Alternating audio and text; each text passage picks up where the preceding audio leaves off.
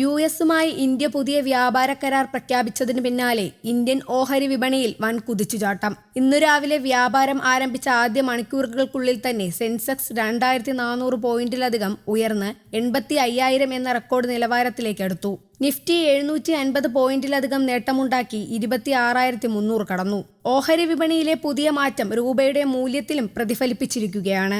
ഡോളറിനെതിരെ രൂപയുടെ മൂല്യം 1.2% വർദ്ധിച്ച് 90.40 എന്ന നിലയിലെത്തി. 2022 നവംബറിന് ശേഷമുള്ള രൂപയുടെ ഏറ്റവും മികച്ച മുന്നേറ്റമാണിത്. ഞായറാഴ്ച അവതരിപ്പിച്ച കേന്ദ്ര ബജറ്റിൽ സെക്യൂരിറ്റീസ് ട്രാൻസാക്ഷൻ ടാക്സ് വർദ്ധിപ്പിച്ചത് നിക്ഷേപകരെ ആശങ്കയിലാക്കിയിരുന്നു.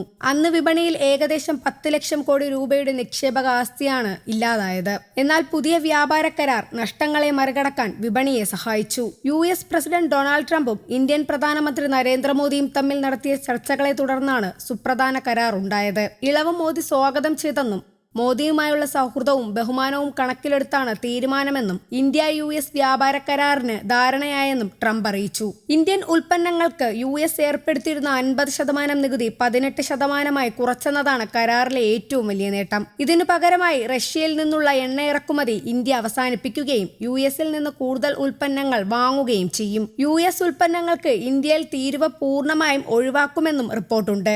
റഷ്യൻ എണ്ണയുടെ പേരിൽ ചുമത്തിയ 25% അധിക തീരുവയും നീക്കുമെന്ന് വൈറ്റ് ഹൌസ് അധികൃതർ പറഞ്ഞു.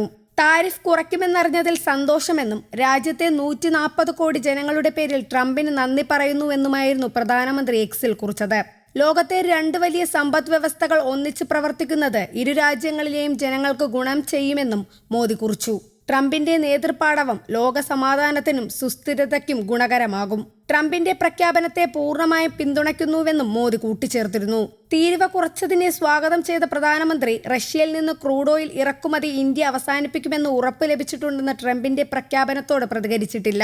റഷ്യയിൽ നിന്നുള്ള എണ്ണ ഇറക്കുമതി അവസാനിപ്പിച്ച് വെനിസുലയിൽ നിന്നും അമേരിക്കയിൽ നിന്നും വാങ്ങാൻ തയ്യാറാണെന്ന് പ്രധാനമന്ത്രി നരേന്ദ്രമോദി ഉറപ്പ് നൽകിയിട്ടുണ്ടെന്നുമായിരുന്നു ട്രംപിന്റെ പ്രഖ്യാപനം. റഷ്യയിൽ നിന്ന് ക്രൂഡ് ഓയിൽ ഇറക്കുമതി ചെയ്യുന്നതുകൊണ്ട് ചുമത്തി 25% പിഴ തീരുവ പൂർണ്ണമായും എടുത്തു കളഞ്ഞിട്ടുണ്ട്.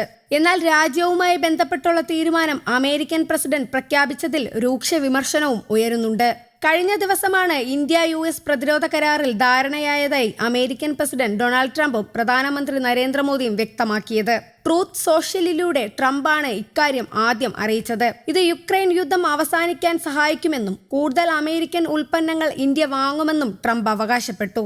അതേസമയം അമേരിക്കയുടെ കടുത്ത സമ്മർദ്ദമുണ്ടായിട്ടും റഷ്യയിൽ നിന്നും പ്രതിദിനം 1.5 ദശലക്ഷം ബാരൽ എണ്ണ ഇന്ത്യ ഇറക്കുമതി ചെയ്തിരുന്നു. ഇന്ത്യയുടെ മൊത്തം എണ്ണ ഇറക്കുമതിയുടെ 1/3 വരുമിത്.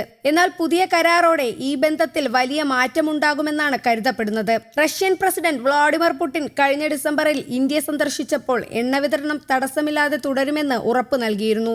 റഷ്യയിൽ നിന്നുള്ള എണ്ണയ്ക്ക് സമാനമായ ഗുണനിലവാരമുള്ള എണ്ണയാണ് വെനിസുലയുടേത്. എന്നാൽ റഷ്യ നൽകുന്ന അത്രയും വലിയ കൂടുതൽ അളവിൽ എണ്ണ ഉൽപ്പാദിപ്പിക്കാൻ നിലവിൽ വെനിസുലയുടെ അടിസ്ഥാന സൗകര്യങ്ങൾ പര്യാപ്തമല്ല. അതിനാൽ തന്നെ പൂർണ്ണമായും റഷ്യൻ എണ്ണയ്ക്ക് പകരമായി വെനിസുലയെ ആശ്രയിക്കാൻ വർഷങ്ങളോളം നിക്ഷേപവും സമയവും വേണ്ടിവരുമെന്ന് സാമ്പത്തിക വിദഗ്ധർ ചൂണ്ടിക്കാട്ടുന്നു.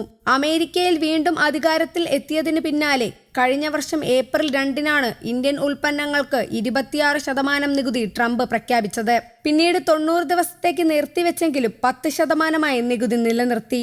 പിന്നീട് ജൂലൈ 31-ന് 25% ഇന്ത്യൻ ഉൽപ്പന്നങ്ങൾക്ക് മേൽ നികുതി പ്രഖ്യാപിച്ചു. അതിനുശേഷം റഷ്യയുമായുള്ള എണ്ണ വ്യാപാരവുമായി ബന്ധപ്പെട്ട് തർക്കം ഉന്നയിച്ച് ഓഗസ്റ്റ് 7-ന് ഇന്ത്യൻ ഉൽപ്പന്നങ്ങൾക്ക് 50% തീരുവ ഉയർത്തി. എന്നാൽ ഇന്നലെ രാത്രിയാണ് തീരുവ 18% കുറച്ചത്.